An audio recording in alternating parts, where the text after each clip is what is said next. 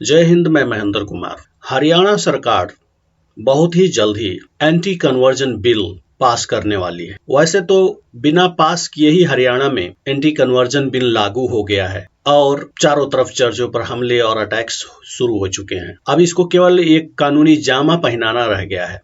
Formality के लिए उसको सदन में पास करना रह गया है, तो उसको भी बहुत जल्द ही हरियाणा सरकार एंटी कन्वर्जन बिल को पास करने जा रही है और एक खास तौर पर क्रिश्चियन को टारगेट करके यह बिल हरियाणा सरकार बना रही है। आइए देखते हैं इस खबर के बारे में एक रिपोर्ट।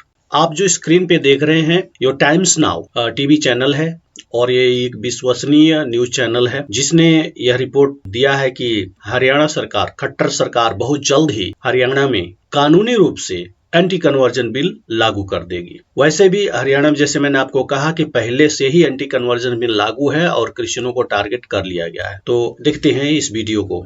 एक damage to public and private property bill और दूसरा लव जिहाद पर बिल, दोनों हमने अप्रूव करके भेज दिए और इस बजट सत्र में पेश करके उनको पास करवाने की कोशिश की जाएगी।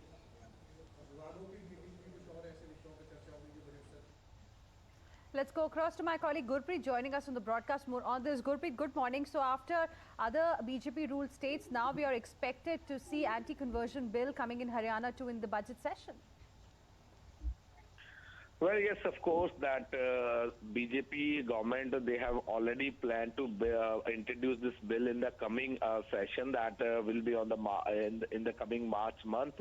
At the same time, that the Home Minister Anil Vij, that he has categorically stated that it appeared that more and more cases of love jihad are coming in the border area of Haryana, and that's why they have already got the data and already set up a committee, and draft has already been prepared by the committee, and now they are going to make it a bill, and they are going to bring this bill in the coming Vidhan Sabha so that it should be passed, and there will be no forcibly conversion in Haryana, and after there will be stringent measurement against such violence and such offense if it is happening in the state.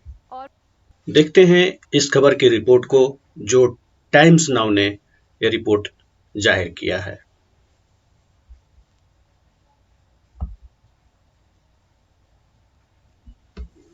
Damage to public and private property bill और दूसरा love जिहाद पर bill, दोनों हमने approve करके भेज दिए और इस बजट सत्र में पेश करके उनको पास करवाने की कोशिश की जाएगी।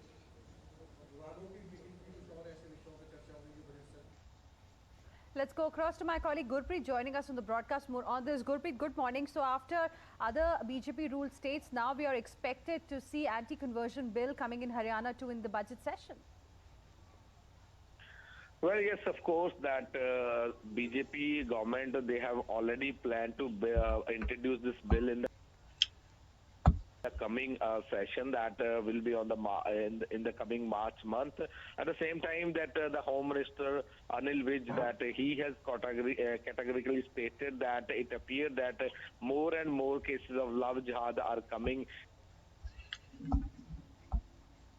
तो बहुत जल्द ही हरियाणा सरकार इसको पूरी रीति से लागू कर देगी, लेकिन क्रिश्चियन लोगों के लिए यह खबर अच्छी नहीं है क्योंकि ये मेनली क्रिश्चियनों को टारगेट किया जा रहा है। जैसे कि आप देख रहे हैं कि हरियाणा में बहुत तेजी से क्रिश्चियनों पर हमले हुए हैं और हो रहे हैं, चर्चों पर हमले हो रहे हैं, क्रिश्चियंस पे हमले हो रहे हैं और जो प्रभु यीशु के अनुयायी हैं, चाहे वो क्रिश्चियन है या नहीं, उनके ऊपर हमले हो रहे हैं। चर्च के जो पुजारी हैं, पास्टर्स हैं, उनके ऊपर हमले हो रहे हैं। तो मिलते हैं एक नए खबर के साथ जल्द ही, तब तक के लिए आप सभी को जय हिंद। तो बने रहिए न्यूज एक्सप्रेस जोसिया के साथ, बने रहिए न्यूज एक्सपो जोसिया के साथ और देखते रहिए। और अगर अभी तक आपने इस चैनल को सब्सक्राइब नहीं किया है तो यदि आप यूट्यूब पर देख रहे हैं तो आप सब्सक्राइब जरूर करें, शेयर करें, लाइक करें, कमेंट करें। अगर फेसबुक पे देख रहे हैं तो वहां पर आप हमें लाइक फॉलो कर सकते हैं, इंस्टाग्राम पे भी आप हमें फॉलो कर सकते हैं और ट्विटर पर भी हमें फॉलो कर सकते हैं। मिलता हूं एक नए खबर के साथ, तब तक के लिए जय हिंद।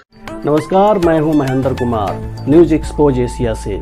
अगर आपको यह हमारा वीडियो पसंद आया है तो इसे लाइक और शेयर जरूर करें और हमें सब्सक्राइब और फॉलो करना ना भूलें, ताकि देश दुनिया की कोई भी खबर आप मिस ना करें। तो जुड़े रहिए हमारे साथ और देखते रहिए न्यूज एक्सपोज एशिया।